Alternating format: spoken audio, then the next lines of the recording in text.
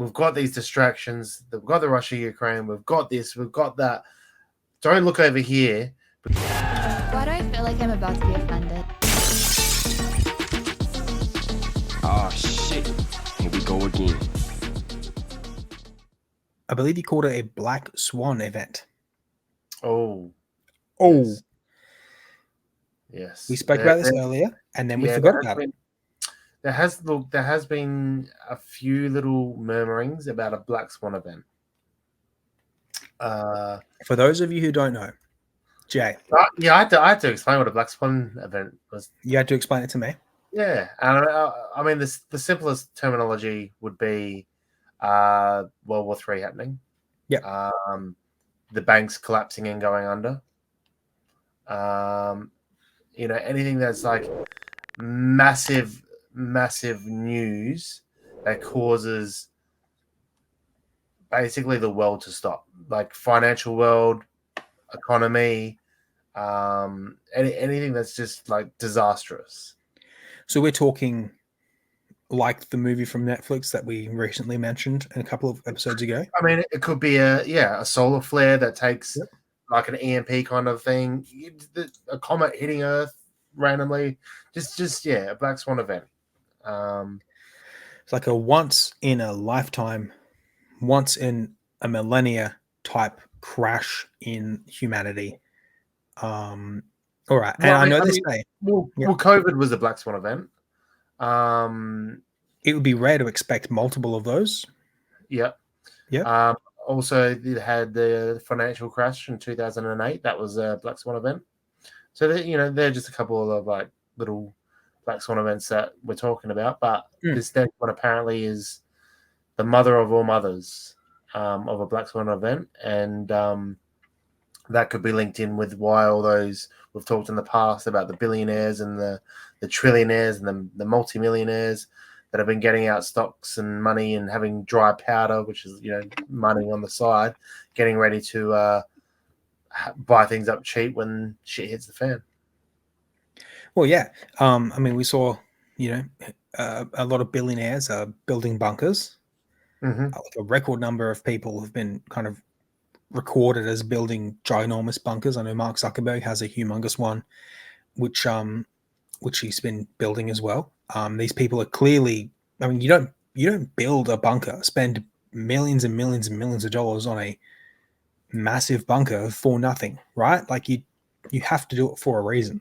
Well, I mean, a Black Swan could even be like, I guess, if Trump gets back in and there's like a civil war. And I mean, that's been kind of teased, hasn't it? Go against each other, or I mean, there's a lot of different scenarios here that could play out, isn't there? So you're saying there's been speculation the next Black Swan event is happening soon. I would probably, if I had to kind of bet on it, I would probably bet World War III is the Black Swan event. Well, I mean, that's the one that's on the cards, isn't it? That's the one that's the most obvious one. It sounds like that, but it's never the obvious one though.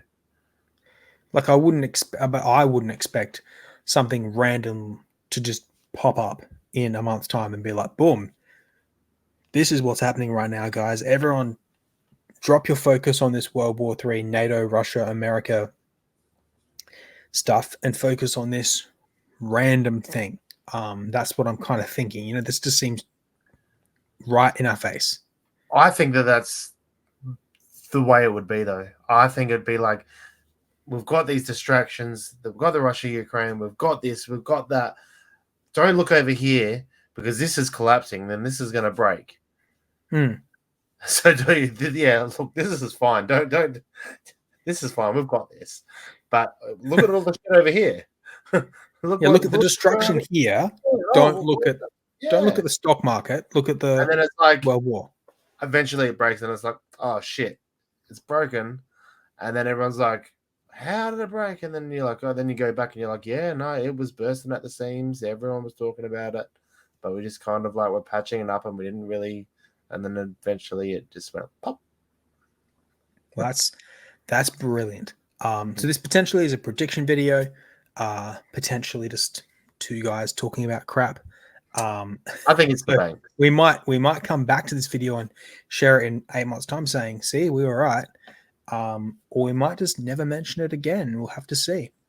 What would you say this would mean for alternate finances? Because I look at cryptocurrency as alternate finance, right? It's not Yeah. fully like money. It's not stock market. It's not gold. It's not a physical bar of silver. It's just an alternate new age currency. What would you think the effect is on that?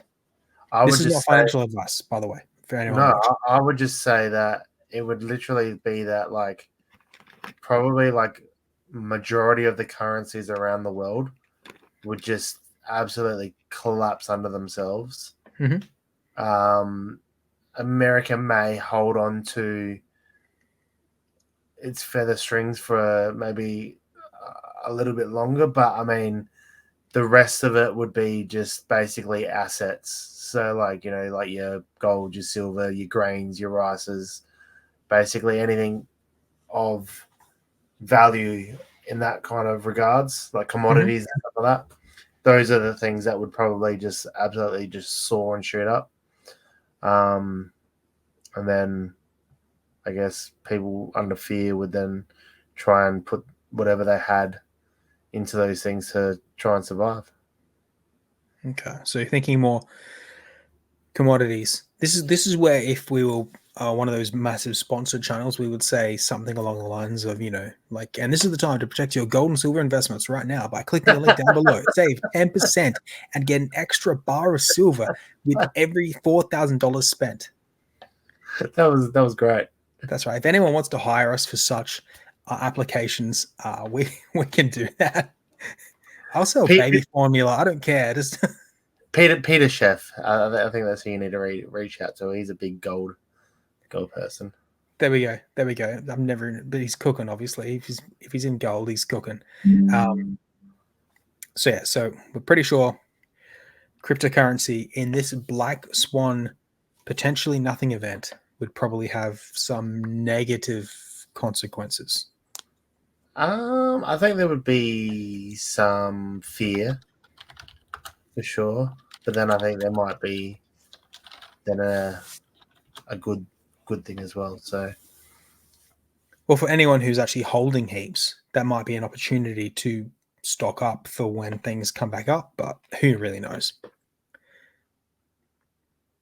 Does that sound right? I don't know. Why would he's saying they should sell now? No, stock up. So if everything all crashes, would that be the time people to stock up? Yeah. When there's blood on the streets, it's the time to buy. Thank you for watching Glass Culture Podcast. If you liked this video, click here to subscribe. If you want to see the full podcast, click here.